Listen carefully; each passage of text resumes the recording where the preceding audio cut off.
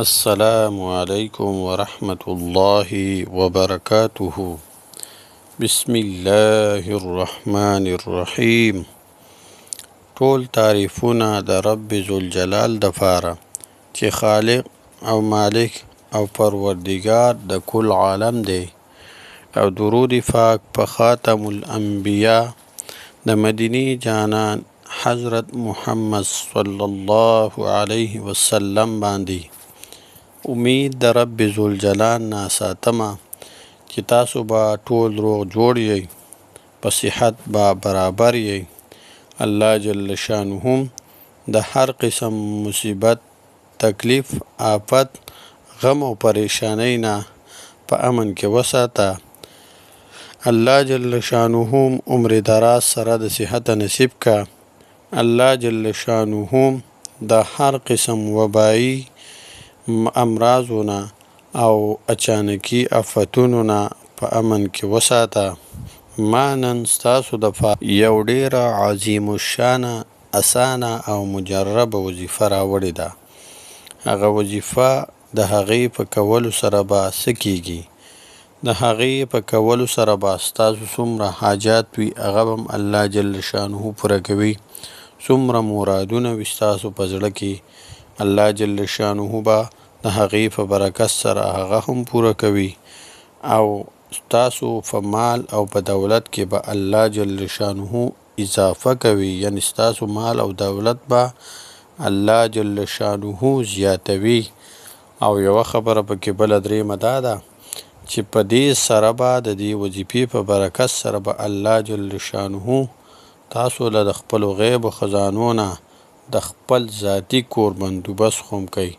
یعنی چې د چا کور نه وي او دا وظیفه وکړي په صدق سره، نو الله جل شانه به وله خپل ذاتي کور هم ورکوي د خپلو خزانو د غیبو نه د دې وظیفې په برکت سره. دا وظیفه به په څه طریقې سره کول وي او د څه په ورځ به کول وي؟ دا وظیفه به د جمعرات په ورځ، یعنی د زیارت په ورځ به کول وي. او طریقه به څنګه وي؟ یعنی دا د قرآن شریف یو آیات مبارکه دی، د هغه ویل دي. ترتیب او طریقه دا ده چې لاول به بسم الله الرحمن الرحیم وای، بیا به دغه آیات مبارکه حسبی الله لا اله الا هو علیه توکلت وهو رب العرش العظیم. آیات مبارکه بیا واورئ. حسبی الله لا اله الا هو علیه توکلت وهو رب العرش العظیم. دا آیات مبارکه به 515 پیرې، یعنی 1500 او 15 پیرې ویل وي. دا به په څومره وخت کې ویل وي؟ دا به 3 جمعراته، یعنی 3 زیارته به دا ویل وي.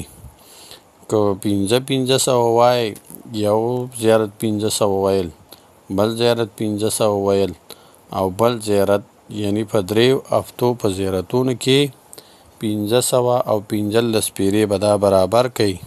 بیا به د الله جل شانه نه دعا وغواړئ. دا آیات په ولاړم ویلی شي، یعنی دا وظیفه په ولاړم کولی شئ، په ناستې هم کولی شئ، په ګرځېدو هم کولی شئ.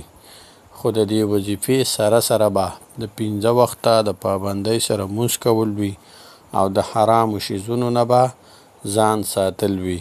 نو الله جل شانه به د دې وظیفې په برکت سره ستاسو ټول حاجات، مرادونه به هم پوره کوي.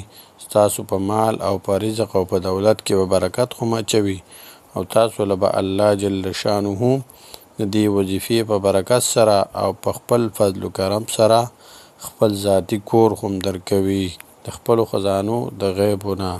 دا طریقه یو ځل بیا واورئ د وظیفې د زیارت په ورځ. بسم الله الرحمن الرحیم 1500 او 15 پیرې. حسبی الله لا اله الا هو علیه توکلت وهو رب العرش العظیم. او بیا دعا کول دی. 3 زیارتو کې به دا برابرول دی. السلام علیکم ورحمة الله وبرکاته.